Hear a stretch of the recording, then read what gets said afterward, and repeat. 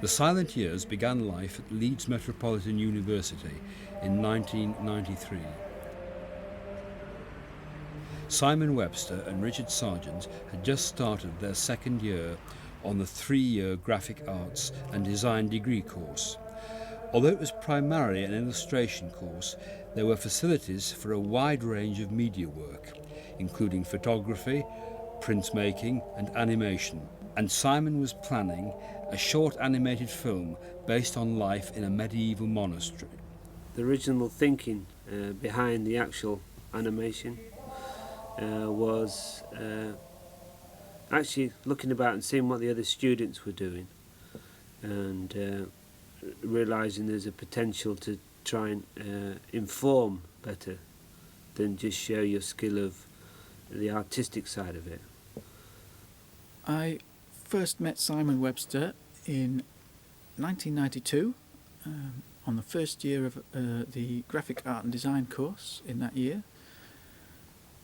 I applied to Leeds because I was interested in doing graphic art, really. I wasn't interested in filmmaking or animation. I certainly wasn't interested in history and religion. The two students would often discuss their work, usually over lunch, in the canteen, and between them the idea of something much more ambitious began to take shape. Yeah, we used to go down to the canteen together for lunch, and we used to discuss ideas, and the first year had been quite regimented. They told you what you were doing, they set you projects, they made sure that you knew what you were doing, they guided you a lot more. There wasn't much freedom. In the second year, you were set free, and they said, do what you want, work on your own projects for as long as you want, do whatever you want. I was working on a comic thing for a while at the beginning of the second year, and Simon started working on this monk idea of a film about monks, which, at the time I didn't question it. It was just his project that he was working on. I didn't think I would get involved in it, but we did used to talk about it quite a lot. I know of the ruins at Fountains Abbey, and always found it quite difficult to actually visualise what it was like there. As a ruin, it is beautiful in its own setting, and they mow the grass between the ruined walls and nice pathways and stuff like that. But nothing to really show the past spiritual thought that had gone on. Not that I'm in any way for religion or against religion. I'm very much sat in the middle of the fence. So visiting the place, I realised that it would be worth doing something here. So I approached Jenny Deacon with a couple of ideas, either a historical film on the ruins or the deer park. There's the gardens and the deer park. And I've always had an interest in wildlife and such. And there was an ongoing problem of people coming to the park and accidentally stumbling across the newly born deers, the fawns, and picking them up and taking them to official people to say, look, I found this, which was totally the wrong thing to do. You should leave it there, Mum knows where it is, come back to it. So there was a potential of doing an animation about informing people about that, which they would have used regularly. And she thought the ruins would be the way to go. So off I trot with a bright idea in my head, and then I realised how much work and stuff. I knew nothing of medieval life, nothing really of the history of the ruins, but the concept, the little seed was sown. And I struggled on, and I realised quite soon on that I was well above my head. I think Simon knew that my strength was in comics, and obviously you're dealing with a narrative, and you're telling a story in pictures, and a storyboard for a film is pretty much exactly that. You're planning your film a shot by shot in picture form before you have to film it. And I think I may have said, well, I'll help you do the storyboard or something like that. Anyway, it became a joint project without either of us really realising it. And I don't know what I'd let myself in for. I had no idea it was going to last 18 months. I didn't know it was going to be my final project. I had made a friend in Richard who was a cartoonist, and I realised that he had possibly the best skills for condensing all this information that we're going to have to deal with into a very simple animation showing sort of still images of a little monk explaining things or showing things, and of course it snowballed from there. With Richard on board, it became a joint project, and it was obvious that the usual 3-minute film would not do it justice. The ball started rolling. We started planning the narrative and the story and what's going to happen and how do you make it interesting. That was my big challenge, because the idea of a historical, educational film, it's dull, it could be very deadly boring. And I know Simon was trying to appeal to kids, and that was partly why it was doing it as animation. But to me, to appeal to kids, you needed a bit of comedy in it. You needed a bit of humour and a sort of light-hearted feel to it. So I tried to put in as much of that as I could into the storyline. And that's where the character of the novice came from. He was supposed to be the comic relief, really, of the thing. In watching him do things wrong and following the other monks, that's how you pick up on what they were supposed to be doing, what their daily routine was. Simon and Richard knew that in order to cover a full day in the life of a monk, they were going to need a much longer film. I thought I could go to the library and pick up a book on medieval life, architecture, the lot. Just go to the library. Well, it's a pretty old enough subject, isn't it? But no way.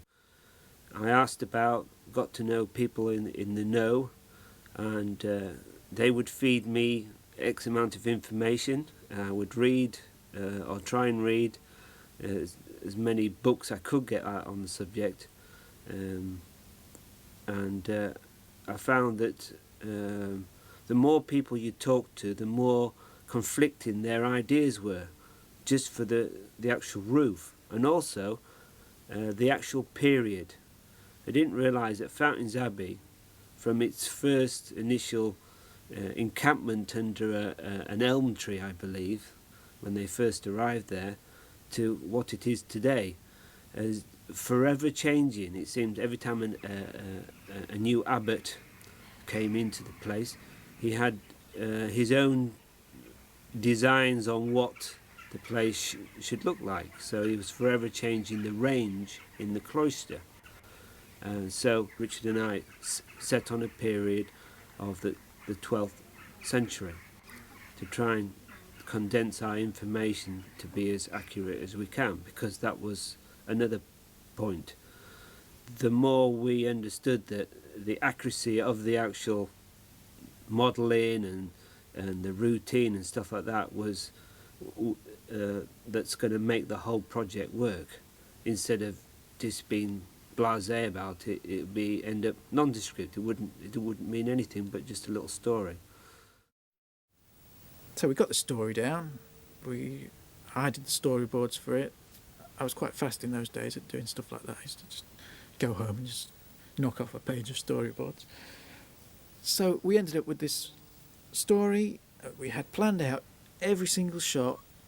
We literally timed it so that each shot would be the exact right length and the exact pace that we wanted.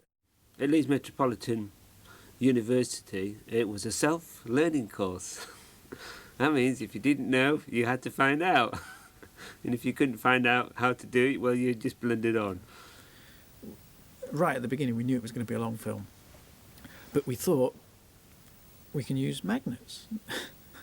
We thought we'll build the sets on tabletops, and they'll have hardboard floor, and we'll be under the table with a magnet, and we'll be moving the monks along. You see, that's what we thought originally. That was our plan.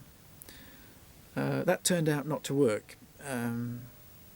We did use the magnets for a couple of shots. I think there's a little mouse that runs around in one of the corridors, which was magnetic.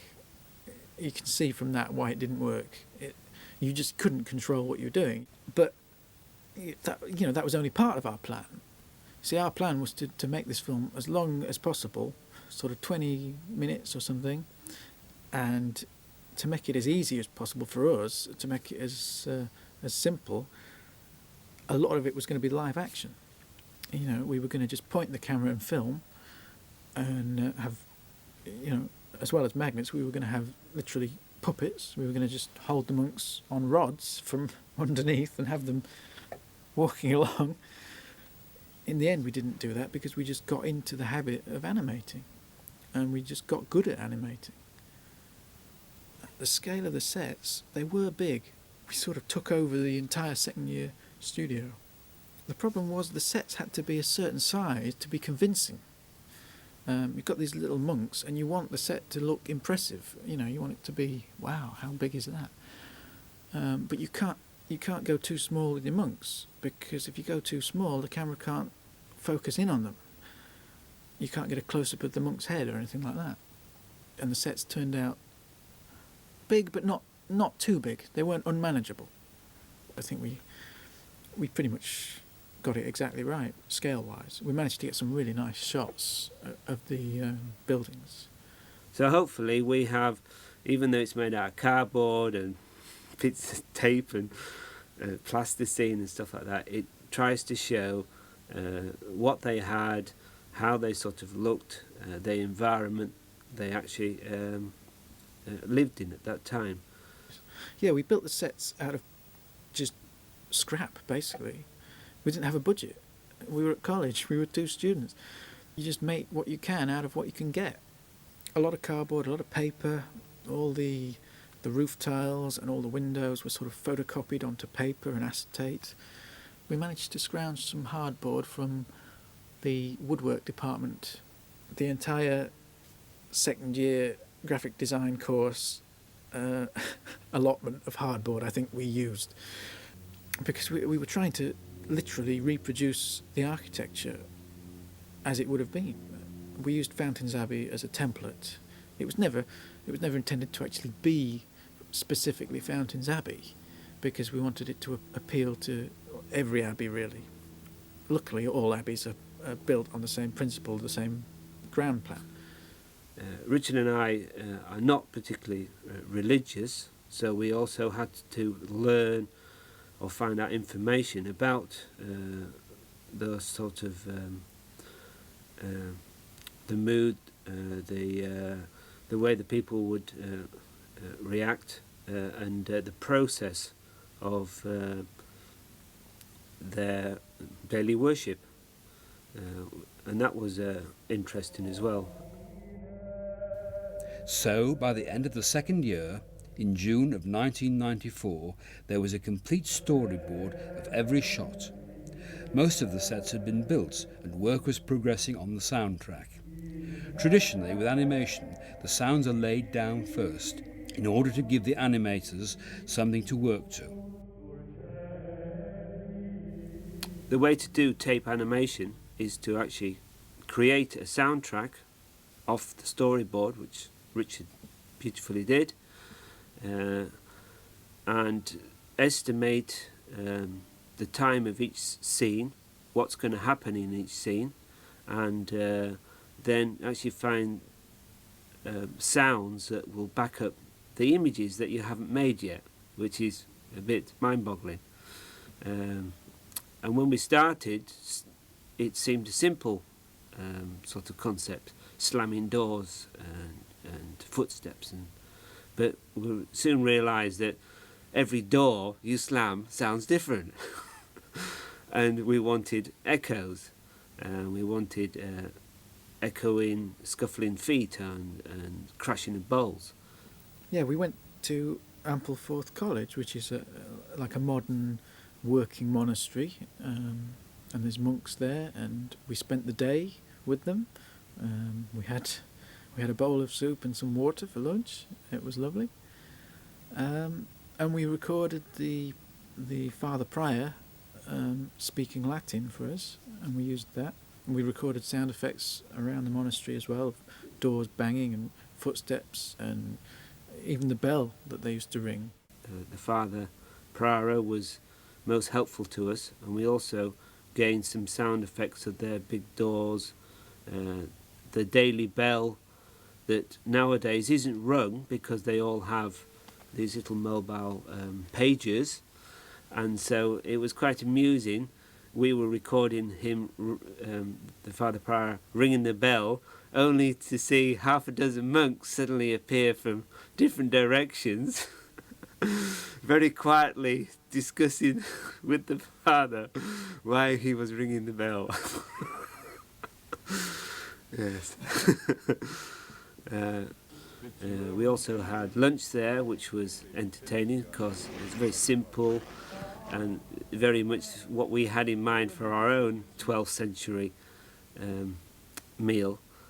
So it was quite humbling to actually see this process still going on today in this sort of quiet way of religious prayer, really. We were never happy with the soundtrack, the way that turned out.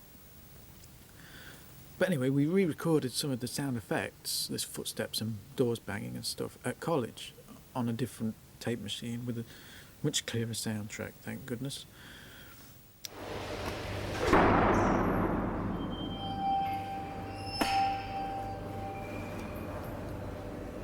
So me and Richard actually did most of our sound effects in the stairwell at Leeds Metropolitan University to get this echo sound. So after assembling sound on tape, we then asked help on how to splice the tape. So once shown that, we spliced the tape up. And then we got permission also from Ampleforth to use the monks singing on one of their tape cassettes that they had produced, and we laid that all on an audio tape, with Richard being very skillful with the faders, because we had equipment that we couldn't really alter the actual sound, the volume of the sound. So Richard had a time and what volume, and he was like some sort of mad professor working at this little box while the tape ran through. The third year of the course began in September of '94, but Simon and Richard had managed to arrange usage of the animation facilities during the summer break and were back at college several weeks early. We came in early, we came in the middle of the summer holidays, and we used the equipment because there was no one else using it. There was only 2 cameras in the whole college. Not in the whole college, but in the whole department. They were so booked up, all the other students wanted to make their little films. We used to put it in the diary, we're going to be filming, in 6 weeks' time on that camera, in that room. But over the summer holidays, of course, none of the other students were there, so we had free range. We could use the camera equipment. We could even use a big lecture room instead of the animation studio, which was a big bonus. It was a pretty big room, and we were able to set up nearly the entire monastery buildings, almost all of them, all at once in one room, which came in very handy for some of the big establishing shots in the film, where you see a lot of the monastery, full scale. We couldn't have done that in the little rooms at all. So once we got our master tape, then we put it onto the master high band tape that we were going to put the film on, with a time code on. So it was all set, so we could go to any part of that tape and it was all written down exactly per frame. When we'd done this soundtrack at 20 minutes, one of the lecturers, one of the tutors at college, found out that we were doing a 20-minute animated film and said, "No, you can't do that. No, it's impossible. You'll never do it. You'll never finish it. It's too big. It's too much. You must edit it down. You've got to edit it down." And Simon was against editing it down altogether, and I was against it as well. We'd done all this work. We'd planned it. We knew it was going to work at 20 minutes. We didn't know whether it would work any shorter. So we went away and we recut the soundtrack, and we got it down to, I think we got it down to about 10 minutes, and we took about half of it out. The problem was we couldn't edit out sequences of the film because it would spoil the story. Every shot was important. Every part of the film told the story. So all we could do really was shorten everything. So every shot basically is halved for this new version that we did, this half-length version. Every shot was half as long as it was supposed to be, and the soundtrack came out at 10 minutes, and they were very happy. Oh yes, you won't regret it, boys. You've done the right thing. You've edited it down. It'll be much easier for you now, much less work. And we, it looked like that was what we were going to do for a while, a 10-minute film. Thank goodness we didn't, because it would have been so fast-paced, it would have been unbelievable. Can you imagine the same number of shots as there is in The Silent Years, but compressed into half the time? It would have been terrible. Anyway, we did start work on that version. We did go into the studio and start filming with that soundtrack. And if it wasn't for a technical problem that we had with the soundtrack, I think we would have carried on. The standard equipment was high-band U-matic video, a larger cousin of VHS, with better resolution and picture quality, and fairly easy to use. However, with only a handful of establishing shots down on tape, disaster was about to strike, and this would lead to a turning point in the direction of the film. The idea of puppeteering the characters and using live-action elements was going ahead. The problem was matching these actions to the soundtrack, which was now fixed on the master videotape. During one shot where a door needed to close in time to the sound effect, it was proving so difficult to synchronise that it seemed a better idea to relay the whole soundtrack. Unfortunately, not being familiar with the equipment while recording the sound, the visual was also set to record, meaning the recorded pictures were taped over. Luckily, it didn't take long to notice what was happening and to stop it before too much was lost.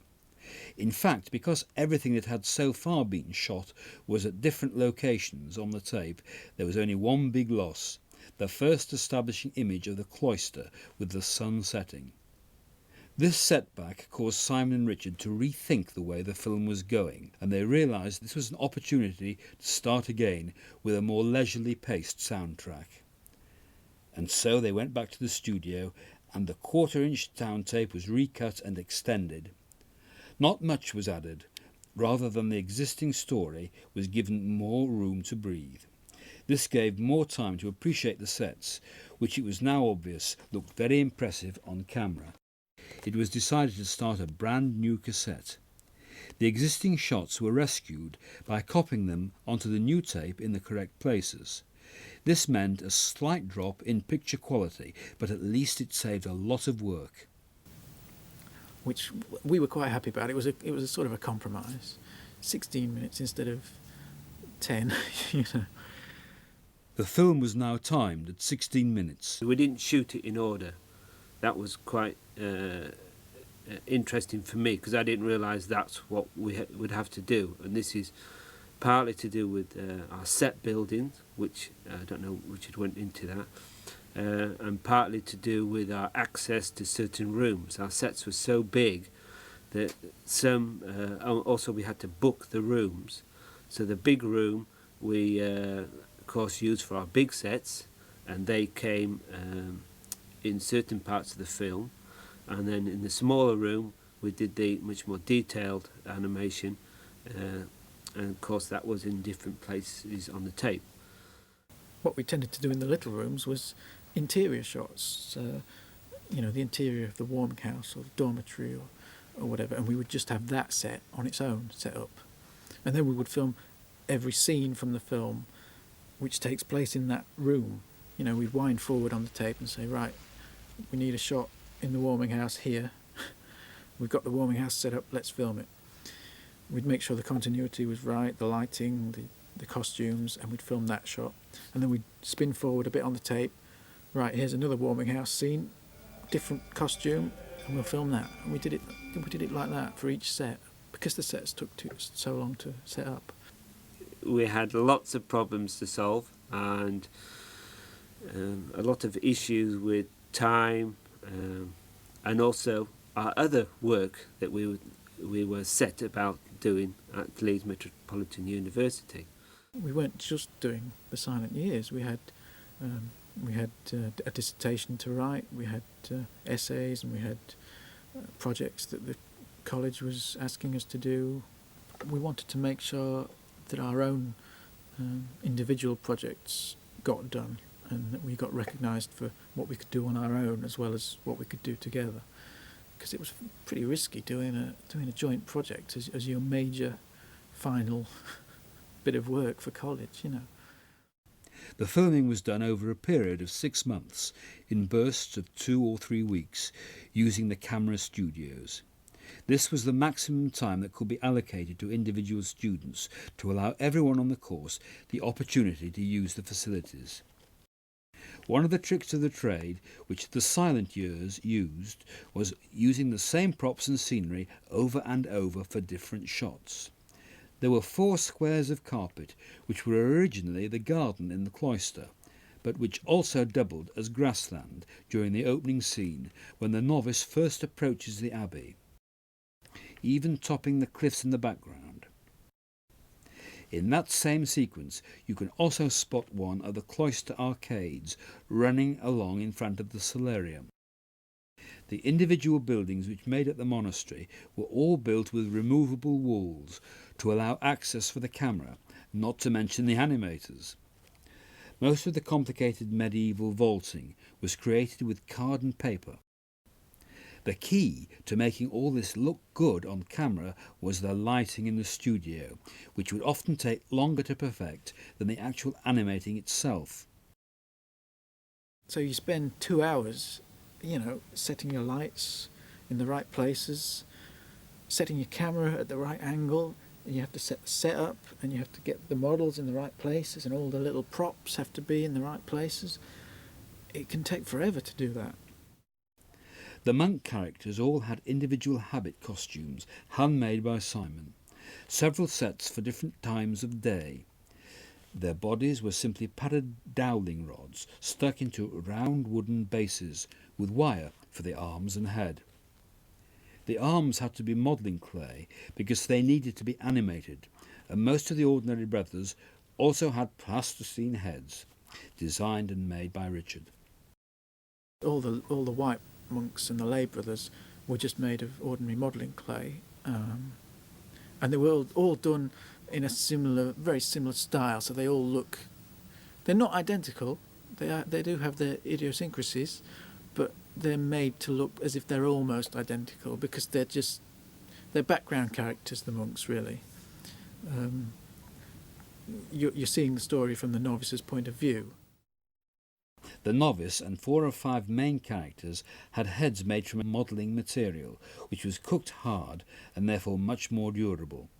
At one point during the filming process, the novice's head fell off, rolling onto the table and onto the floor. His nose snapped clean off. Luckily, it was reattached with superglue, and the remaining hairline fracture was largely invisible. A duplicate novice head was made in red, especially for the scene where he stands too close to the fire and overheats. It was used again later on when he gets covered in incense powder.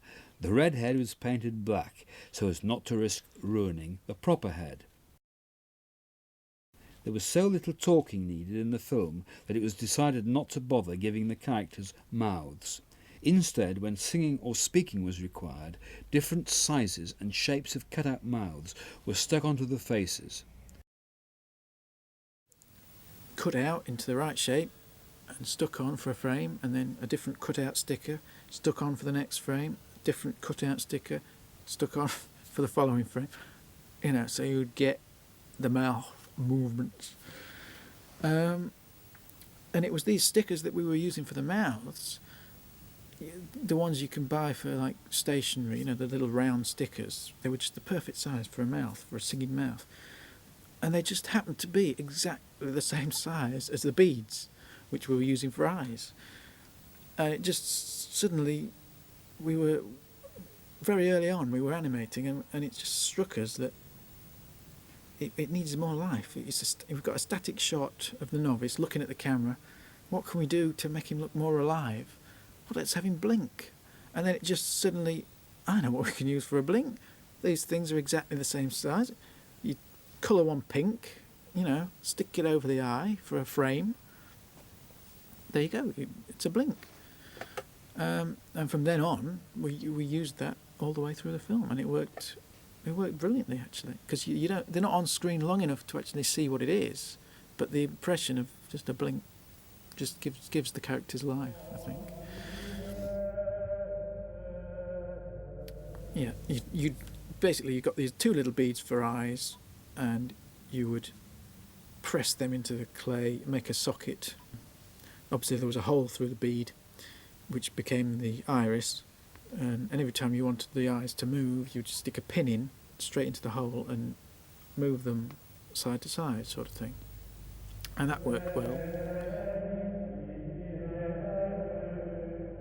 One thing that didn't work well was the arms, which were, again, modelling clay. It couldn't be cooked because they had to move their fingers and stuff for every movement that they were doing. So you would literally carve the shape of a hand and an arm up to the elbow out of modelling clay, and it would then slot onto a wire frame which went up the monk's arm and into the body, and it would be covered by the sleeve of the habit, obviously. But because you were moving the arm around so much and moving the hand, it would, within 5 minutes of animating, it would be falling apart. The whole arm would be falling off. So you'd have to keep stopping and literally making the hand from scratch and putting it on again in exactly the same position, doing the next frame, few more frames, few more finger movements, and then it would, you get fingers falling off, and then the hand would crack in half and fall off. So we spent a lot of time on those hands. One indication of the attention to detail in the silent years was that what was seen out of the windows of the sets is pretty much what would have been visible in the real location, even though often done very simply with cloth and cardboard. Even the position of the sun was carefully thought out, so that it would be in about the right place for the time of day. The sun was, of course, just a large lamp with a coloured filter, and usually one or two smaller spotlights within the set to lower the contrast. The film took longer than expected to finish, and ended up being the major final third-year project for both Simon and Richard. We continued filming up until quite close to the final deadline, I think. We were filming up until about a month before the end of the deadline for the end of the third year, which would have been May of '95, I think. And we came in over the Christmas holidays as well and did similar things. Every spare moment, we used to come in on Saturdays. We were in college 6 days a week. We must have been mad. The turning point of the whole project, it's all right having an idea, but if you can't push that idea onto anything, then it's just an idea. And without Richard's incredible skill, help and abilities, because we both have different abilities, I feel, but we both gel, we both argue, but we both realise the importance of ending an argument and getting on with it. That the whole project has been able to come about, gel into one, and actually show what little budget we had it was quite amazing what we actually turned up with, because a bit of glue, a bit of cardboard. I think one of my favourite things about doing the film was the lighting, sort of the cinematography sort of side of things. You know, getting nice lights position and getting shadows and really getting an impressive shot and getting a sense of scale to the models as well, to make it look like a really big place that you're in when it's actually only a cardboard abbey that's 6 foot square. I enjoyed the filmmaking side of things more than I enjoyed the animation, I think. The actual animation was a bit tedious, as it tends to be. After completion, it was noticed that the camera had actually recorded a slightly wider range than was seen on screen at the time, meaning on certain shots the edge of the set could be seen. When we were making the original film, we were pointing the camera at the sets and we were trying to get as much out of each set as we could.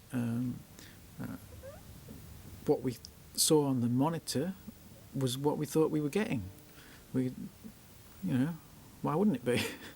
So all this work we did, months and months of animation, and it came to making a copy of it for ourselves, because obviously the master tape belonged to the college, and we wanted to get it put onto VHS, and we wanted to have a master tape to do that from. So we went down to the editing department at Leeds Uni and took the master tape, and we got them to transfer it onto a Betacam tape, and as it was going on we suddenly realised, what's this? We can see the edges of the sets. What's that? How did that get there? You can see past the top of the church. You can see the edge of the table. You can see, you're not supposed to be able to see that.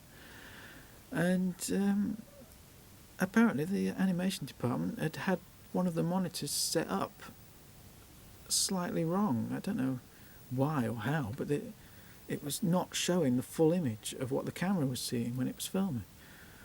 So what ended up going on the tape was more than what you were seeing on your screen. To resolve this problem, a small black border was superimposed around the edge of the screen when the master tape was copied by the Media Services Department. The editing people, they just said, well, we can put you a border on it, we can put you a black border, and that'll cover it up. Unfortunately, the bits that we're showing weren't on every shot. They were only every so often in the film. But the captions were, I think, pretty bad. You could see the edge of the paper and the masking tape that was holding the captions down. There's a problem, solve it. Hopefully there's always some way of solving a problem, and compromise is probably the word that you end up saying at the end of the day. But it's a compromise that is pushed to the ultimate, that's what you want. Out of, how many shots would you say? 200 shots in the film? There were probably a dozen that had little edge bits that weren't supposed to be there. And even though we didn't like doing it, we agreed to have a black border put all the way around the image for every VHS copy that was made from then on. The master tape would have a border around it.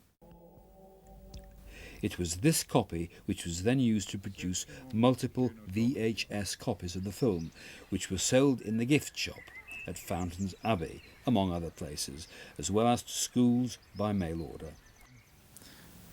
Even though we avoided being specific in any reference to Fountains in the film, we were given a bit of help, a bit of guidance by Jenny Deacon, who at the time was at Fountains Abbey, and I think she saw an early version of the film, I think, when we finished it.